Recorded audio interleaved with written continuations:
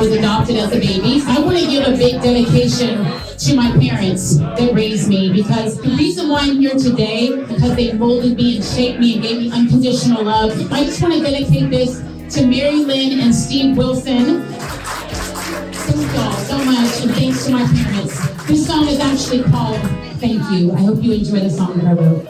Everything I've been through wouldn't have made it without you.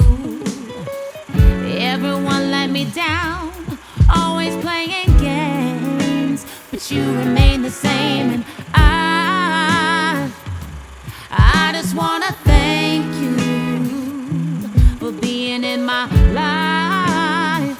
My earliest memories as a little girl growing up, the atmosphere was just a lot of fun. I mean, my parents were so loving and caring and really nurturing for my giftings. They were intentional to me to let me know that you were chosen and you were special, because that particular piece of information that they kept telling me helped me understand and see the world in a totally different light.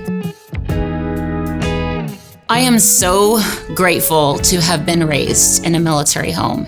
My dad was in the Air Force, spent 20 plus years in the Air Force, retired a lieutenant colonel. I loved that we had such a community of family, because when you're on base, everybody's looking after each other. Thankfully, I grew up in a musical home. My mother playing that classical piano, that really helped and shaped me and who I am today. When I sing, I feel so much joy. You know, music is an international healer. So to be able to be a part of that and to see lives change, to experience that, and we all experience together, is something that I really find incredibly humbling that I get to be a part of.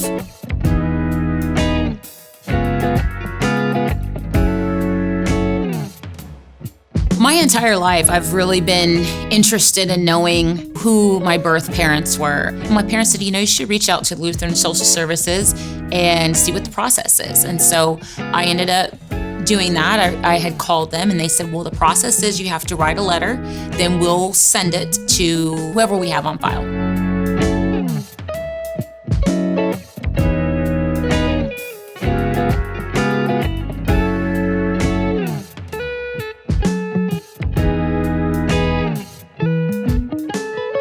In the spring of 2023, I had a gentleman that approached me with, hey, this person told me that you have Native American. And said, well, interesting enough, I have a friend that is actually an advocate that helps those connect with their tribe. You need to make sure you take Ancestry DNA. Go take the test.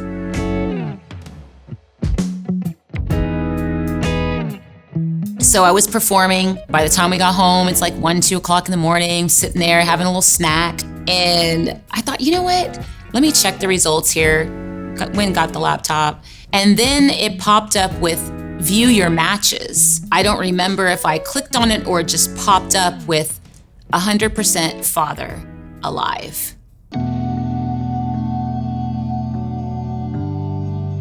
Everything that I had been told just shattered in that instance. I didn't know he was alive. I saw his name. We began to do a full-on CSI investigative background check. My husband just knows me. I was not going to be going to sleep.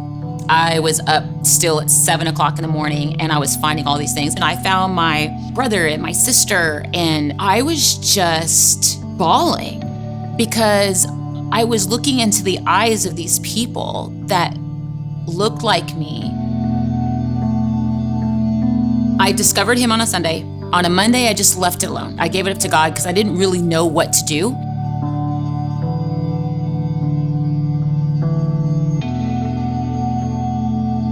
I got an email from him.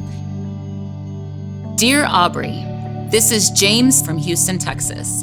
I've received information from my good friend Trish Mahorn in Chicago. I gave her my info, and it is apparent we have a match. Please give me a call at your convenience. My father was in the military, Air Force, and I understand your adopted parents were military. This could be the connection. I am very open to hear from you. If you want to email first before calling, that is okay. Please call me. So I call him the next morning, which is now a Wednesday. When I saw her phone number, I went ballistic. He was super excited over the phone. We were actually on the phone for 10 hours straight. He wanted to meet me right away. I went full blast. Let's go. I want to meet you.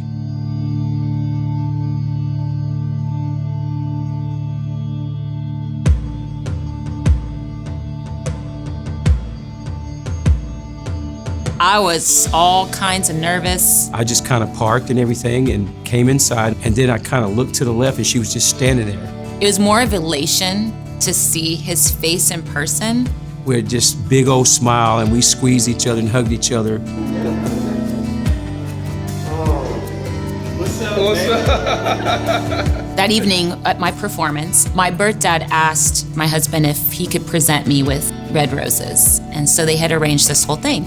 And I started singing this song called Millionaire by Chris Stapleton. The lyrics are, some say love is more precious than gold, and it can't be bought, and it can't be sold. I have enough love left to share, and that makes me a millionaire. And he comes up and he gives me 2 red dozen roses. When she turned around, I think, I gave her the roses. That's when we both shed our first tears. The reality of the lyrics and that song was so powerful in that moment. She was so beautiful. I was so proud.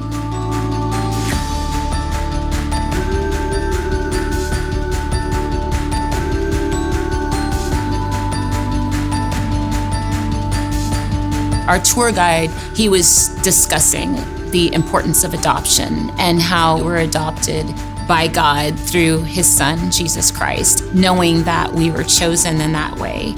And I was just standing there thinking, wow, here we are in Israel talking about being adopted, and here I am adopted. My name is Aubree-Anna, and I am that kid.